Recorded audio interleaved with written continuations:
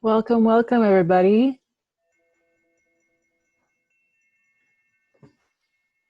I am Denise Cicuto, and I'm Kate Jones. Hello. thanks for joining us today to our workshop, Learning to be Centered During Challenging Times. For the first 15 minutes, I'm going to be talking about acupressure and some calming points to help you during this challenging time. And Kate will be discussing. I'm going to take my time as a body-centered life coach to introduce a little bit about the function of the vagus nerve and how it functions to keep us regulated and balanced, and then give a few simple exercises with sound and movement of the face. Great. And there'll be time for questions and answers at the end of both of our sections today. And if you'd like to if you'd like to ask us some questions, you can put it in the chat box and I'll tell you where that is. At the bottom of your screen, take your mouse and hover over the little box that says chat. And if you click on it, the chat box will come up. And you can chat to me or Kate privately, or you can also chat to everybody in the meeting. And I'm muting everybody except for Kate right now as you enter. And if you're on a phone call, please be sure to mute yourself, because I don't think I can do that myself from here. And Kate has some housekeeping too. Yeah, I just wanted to give you guys one simple clue here to navigate because we're using different slides. And if you would like to look more closely at a slide, there's a little process that can make that happen for you so you see it more enlarged. You go to the screen that you want to enlarge. It could be a speaker, could be graphic information, but you go to the upper right-hand corner and there's three little dots. So you click on that and you'll get a drop-down menu, and you would pick Pin Video. And that will choose that slide to be dominant on the screen. And then you can unpin it by doing the same thing as our process goes on here. And just to reiterate what Denise said, this video will be made, this class will be made available and we can share the link with you. It'll be posted in our business Facebook and also on YouTube. Right, Denise? Yes. Okay. And we'll send the link. If you are unable to make one of the following two sessions, you can catch up on the recording as soon as we have it available. And please, of course, be sure to share it with your friends, invite your friends to the next two sessions, and like our pages as well. We'd really appreciate it. So, and let me just say right yes. there, Denise, that we're doing this teaching how to stay centered during challenging times in 3 episodes, each of them flowing one today and then the 2 remaining Thursdays of May at noon. So join us. Thank you, Kate. And we decided to do this in 3 parts because we wanted to honor the fact that Zoom fatigue is real, and we all have it about this point. Maybe we already had it a month ago because we're sheltering in place. A lot of us are on video calls every day now, and we thought that 45 minutes would be a good limit each time to do our segments so that you can not feel like you're trapped watching videos all day. We want to help encourage calm and regulated states. We don't want to make you feel more stressed because you're in front of this video for hours and hours. Alrighty. Anything else, Kate, before we get started? No, I'm just looking forward to our teaching. Please go ahead. Thanks. All right. I am Denise Cicuto. I'm a licensed acupuncturist and Chinese herbalist, and I work in the San Francisco Bay Area. I have offices in San Francisco and in Alameda, California. And today I'm going to talk about some acupressure points that are really good for you to help remain calm. But I guess I should also say that I've been an acupuncturist for about 15 years. And I went to school in Los Angeles, and I moved up to the Bay Area and love it here. And I'm very glad to be doing a job that I love so much. Next slide, please. So we're going to go over just a few acupressure points today, and I'm going to talk about ear acupressure and some other things you can do with acupressure. And we're going to relate it to the vagus nerve a little bit too, which Kate will be talking about more in depth in her segment. So, stomach 36. If I could only do one acupuncture point, if I were on the desert island and I only had one acupuncture needle, even if I didn't have an acupuncture needle, I could use my finger to do this acupressure on this point. Stomach 36 is one of the most important points on the body. It's on the leg, on the lower leg, below the knee. We'll start with telling you where it is. The easiest way to find it is the bone in front of your leg. In the front of your leg is your tibia. You run your finger up the front of your leg bone, and just below the knee, it'll naturally fall out. Your finger will naturally fall to the side, to the outside of your leg. And in that divot there is stomach 36. Now, you don't have to be exactly on the point there. It's a pretty big point energetically. It's about the size of a dollar coin. So you're not going to miss it. And the way you want to do acupressure is firm, steady pressure. You can use your finger, you can use your thumb, you can use a knuckle. You can also use the closed tip of a pen. Yes, it's below your kneecap. Below your kneecap, Robin. You follow the bone up your leg, and then it will fall to the outside of your leg below the kneecap.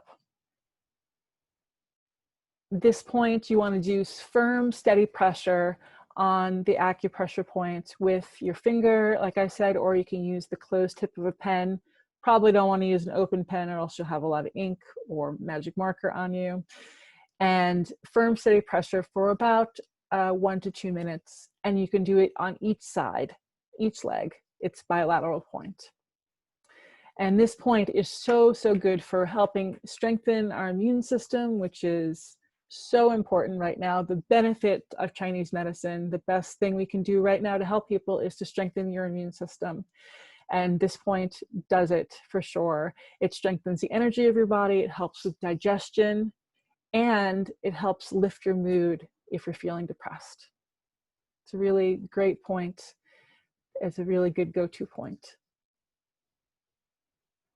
Yin Tong. So if you've ever done this, you found Yin Tong. It's right between your eyebrows and sort of in the midpoint between your eyebrows. It is a really great calming point. I do this point on everybody who comes into my office, but you can do acupressure on it. Now, because it's on your face, you might not want to use a closed tip of a pen because you might leave a mark. You can just do acupressure with your finger.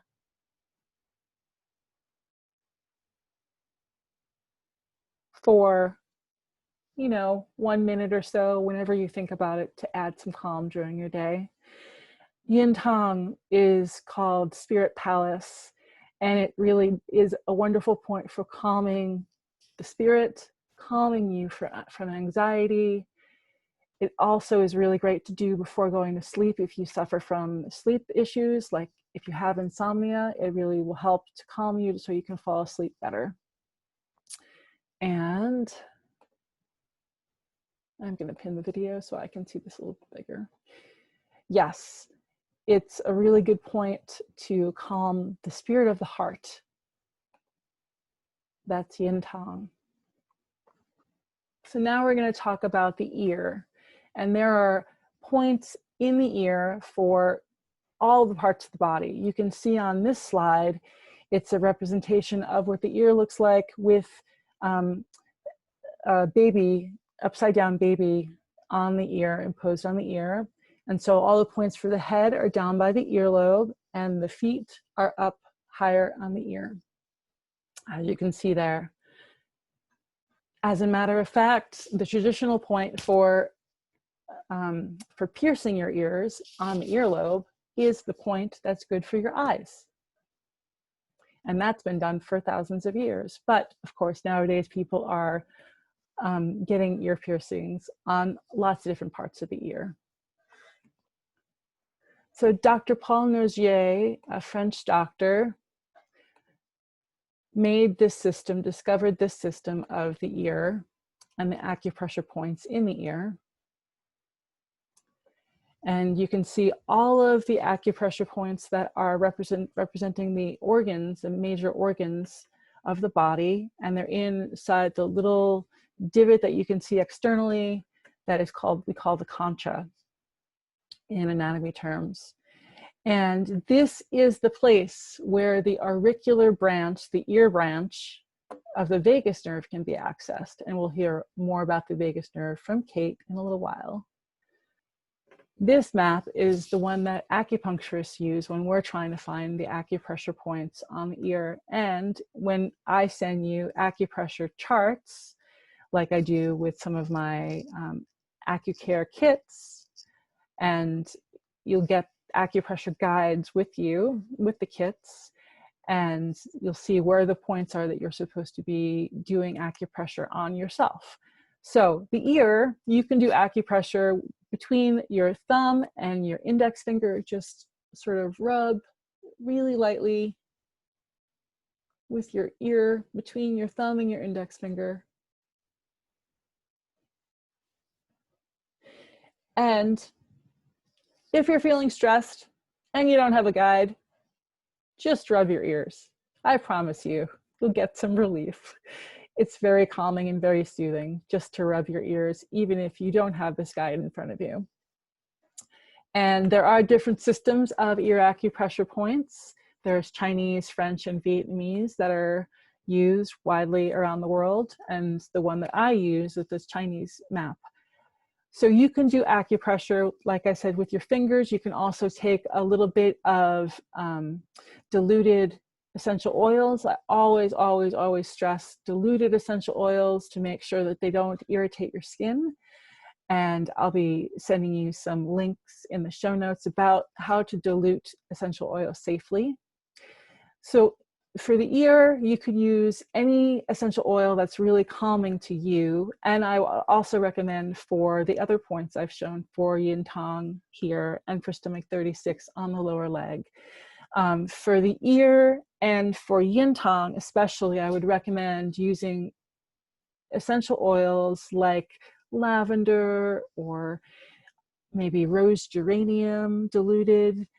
Those are really calming, and they're not too pungent because you're going to have essential oils basically very close to your eyes, and you want to make sure that they're not too pungent or aromatic that it would cause irritation in your eyes.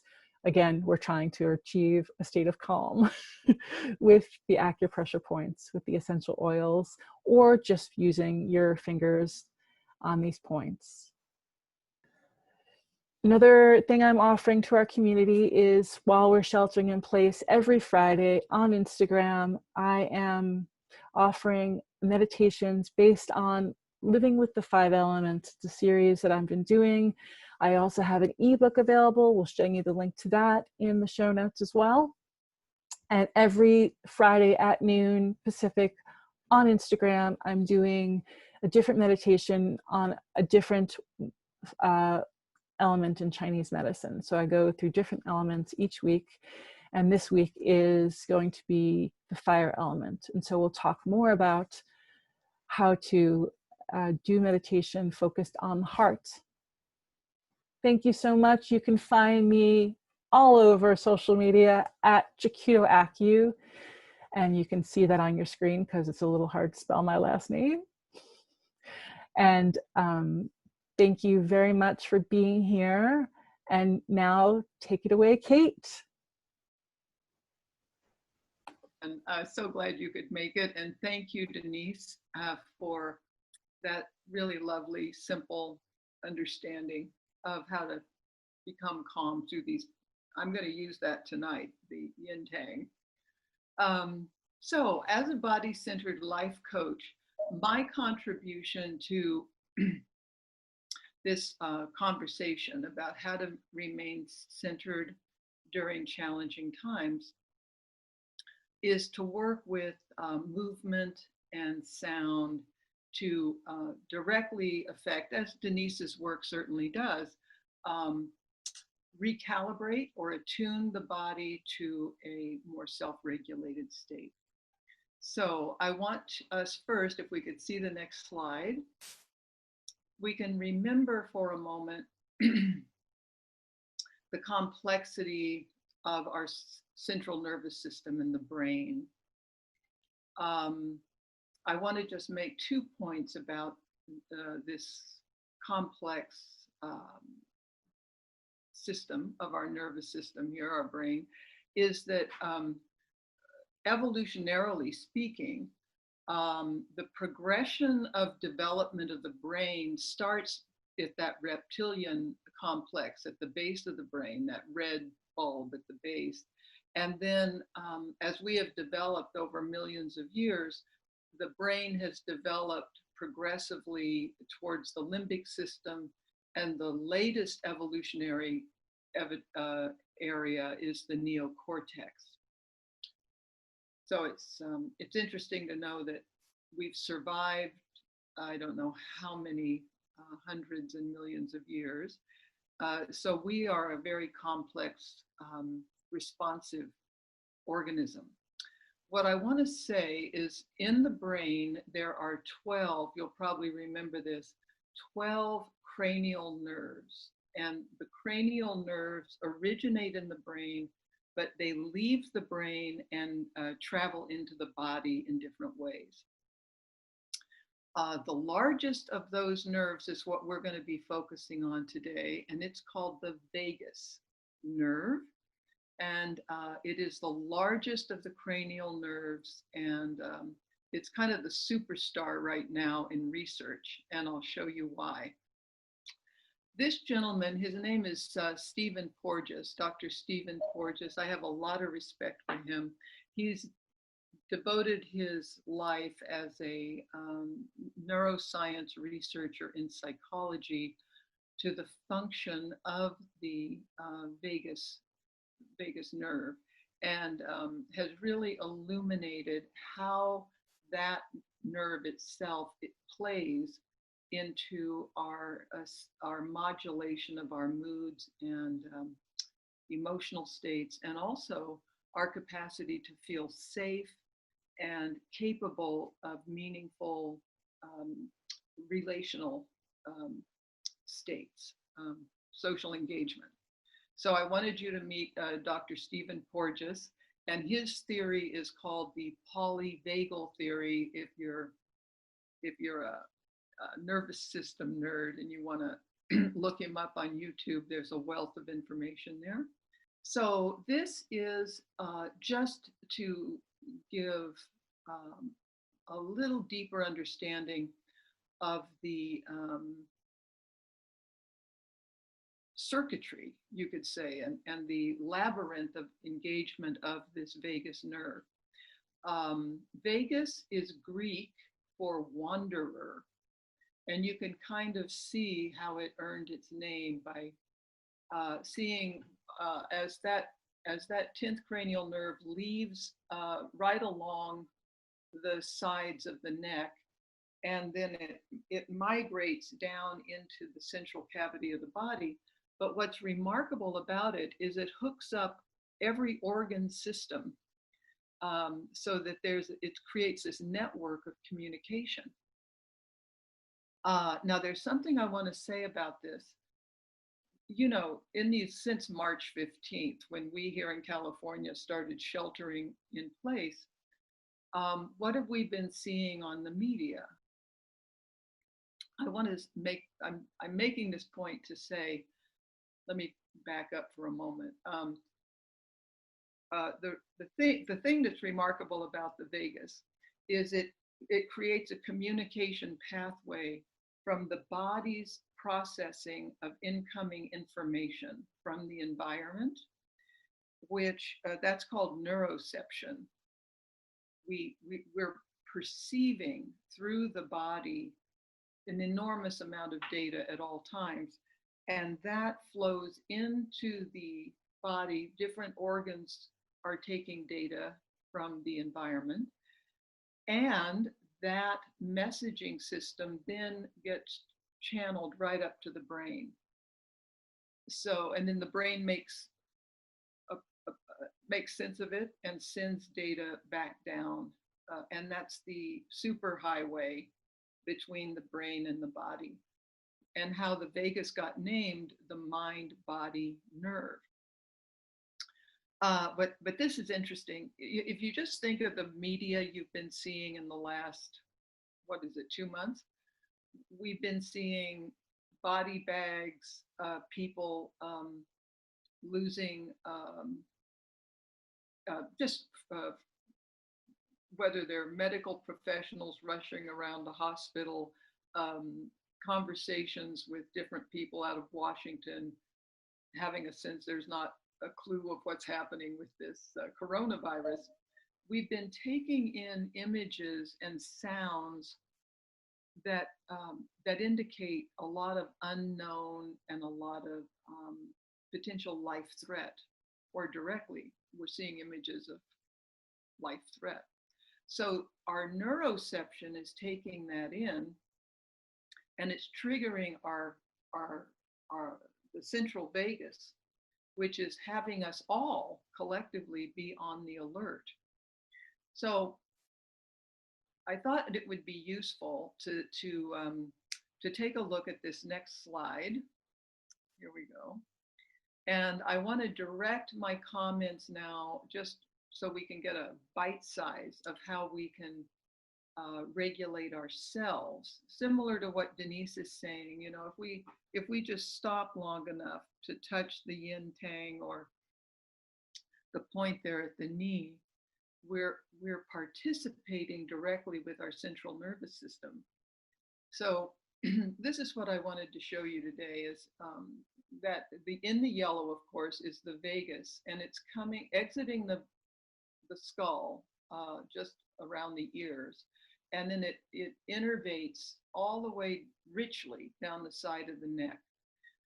So this nerve has a lot to do with the expression of our facial mask, you know, our gestural muscles here in the face.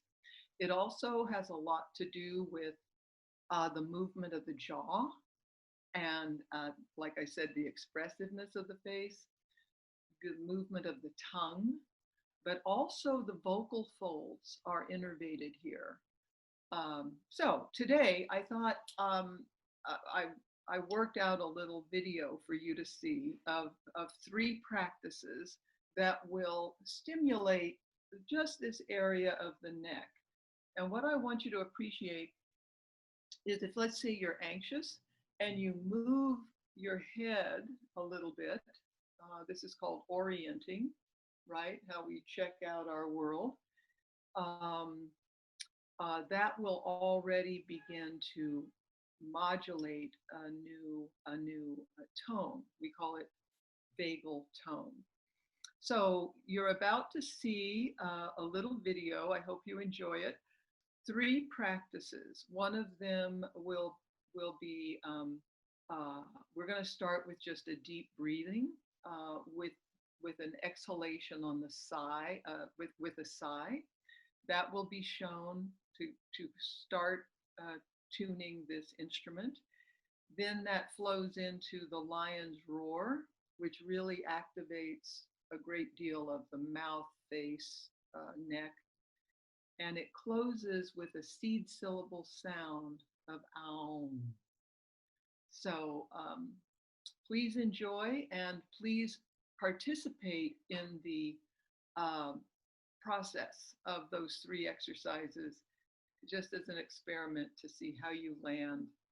So This is our little teaching video that will incorporate toning that vagus nerve that we just talked about, how those vagal fibers come down from the brain, innervating the ear, coming down through the throat, and then they move on down through the viscera. But our work today, I thought I wanted to put together a useful little 10-minute practice that will really impact and stimulate these fibers of the vagus. As you can see, again, when we move the neck, when we do some orienting with our head, that's going to stimulate the vagus.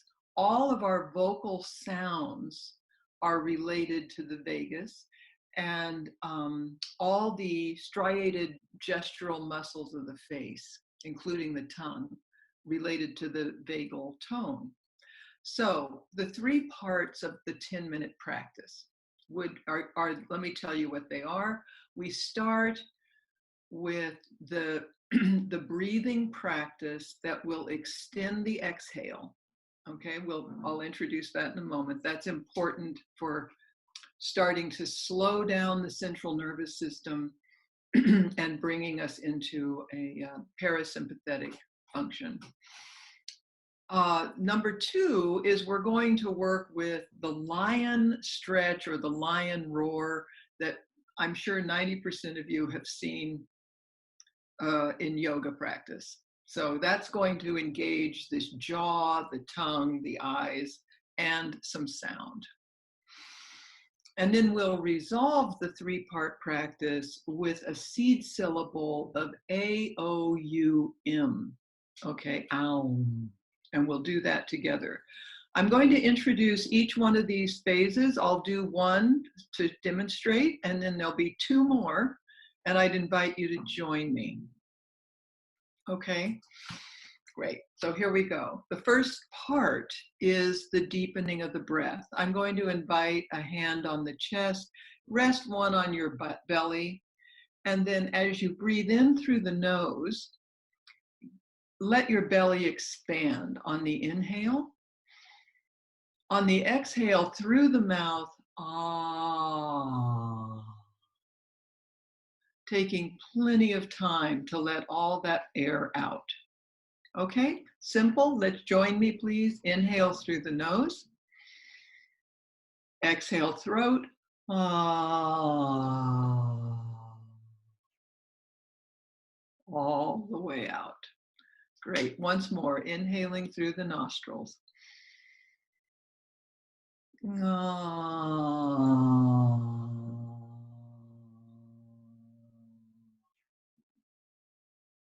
You'll notice the more slowed down you get, the longer the exhale will be.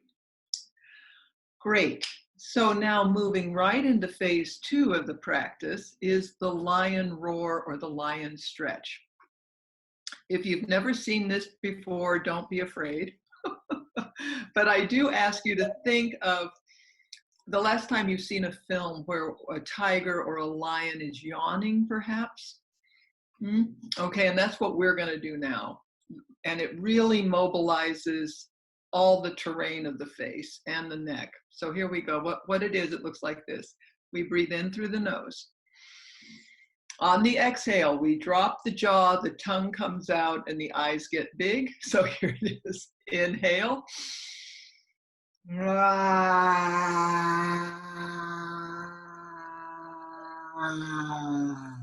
All the way out. Let's do it together. Don't be afraid. Inhale through the nose. Exhale, tongue comes out. Drop the jaw.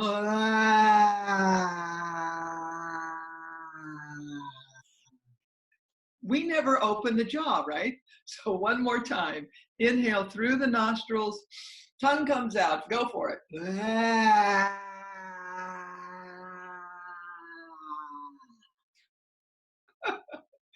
It's wonderful. Now just relax everything. Let your facial mask soften. And what I like to do here is just go. I like to just shake, wobble the flesh of the face,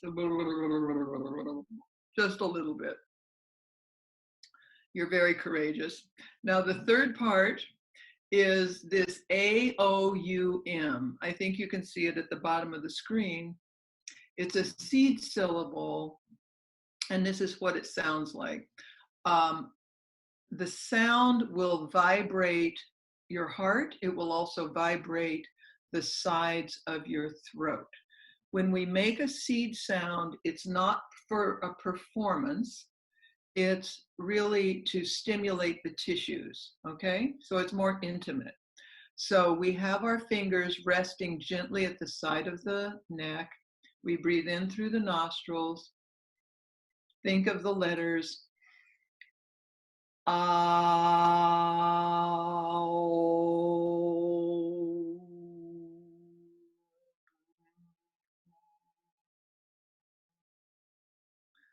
Again, we're stretching out that exhalation. Got it? All the way out. Let's practice twice together. Inhale, nostrils.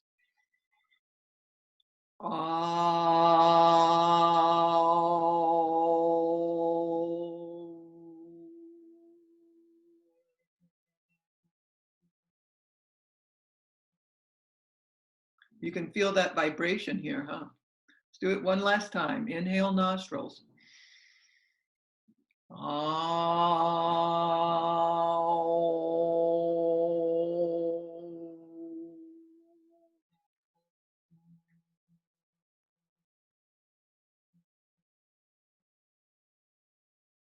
Beautiful. Now just pause and savor what's occurring inside. Just savor it. And so if you practice that little triptych of 3 practices together, it's about 10 minutes if you do each one like 4 times. Take your time and you will be more engaged, more centered, more equanimous, to use a big word, by the end of it than when you started. It's good to do with your morning meditation. It's nice to do before sleep at night.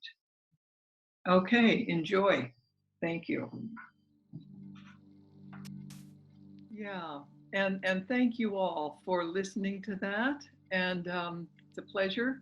That video, by the way, is available to you. If you want one, we'll send it to you.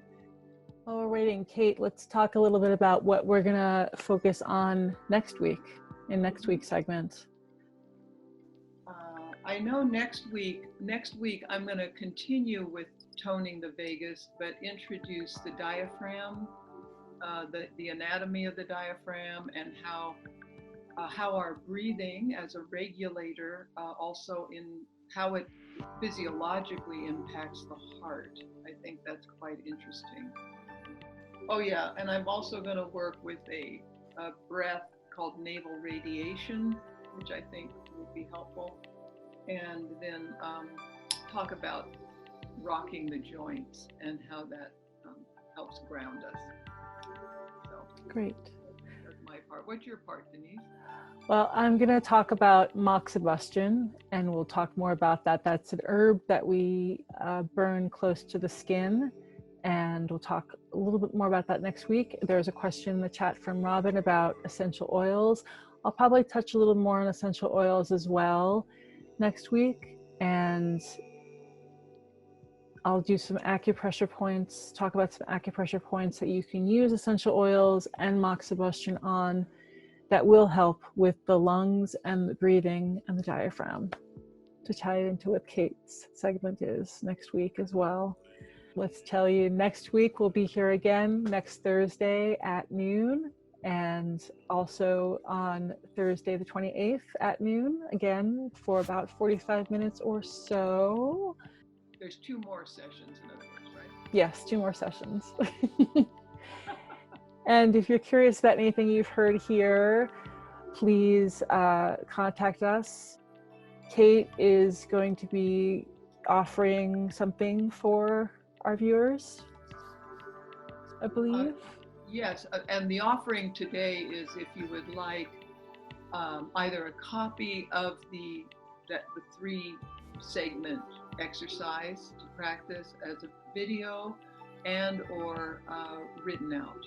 I can forward that to you. Great. That's great. Thank you. And I will have on my website, on the contact page, is my Living with the 5 Elements meditation ebook that you can get, and we'll also have a link for that in the show notes for you. And as a reminder, if you want to see this again, and if you want to share it with people, we're going to have links to the replay, and it will be on YouTube and Facebook very soon. And please share, comment, and like our pages. We really appreciate it. And we have one more great big thank you to say, and that is to Allison. Yes. Yes. Allison. Yay. Allison Victor. Stream with Allison. She made this possible today because we certainly couldn't do it on our own. Allison took care of all the video and the audio, and now we can have a dance party. That's Allison right there on your screen. Thank you, Allison. And we're so grateful to you. Alice. We're considering you a superstar. Yes. In the realm of streaming. So really can recommend Allison highly to any of you who want to get your groove on around expressing through video and social media channels. Thanks everybody for joining us today. We really appreciate it. We hope you stay safe, and remember, we are in this together. We hope to see you next week. Lovely to work with you, Denise. Thank you. You too, Kate. Bye. Bye.